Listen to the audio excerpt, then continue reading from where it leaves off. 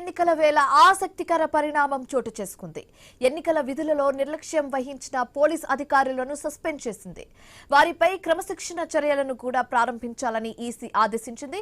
ఎన్నికల సమయంలో అధికారులు ఎలాంటి రాజకీయ పక్షపాతం చూపకుండా నిష్పక్షపాతంగా వ్యవహరించాలని కేంద్ర ఎన్నికల సంఘం ఇప్పటికే పలుమార్లు స్పష్టం చేసింది.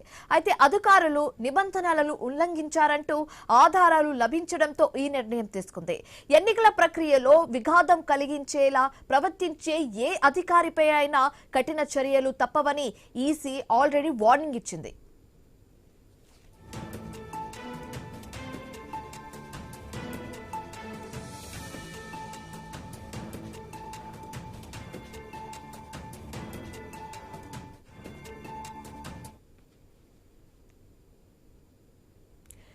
పశ్చిమ బెంగాల్ అసెంబ్లీ ఎన్నికల వేళ ఆసక్తికర పరిణామం చోటు చేసుకుంది. ఎన్నికల విధుల్లో నిర్లక్ష్యం వహించిన పోలీస్ అధికారులను సస్పెండ్ చేసింది.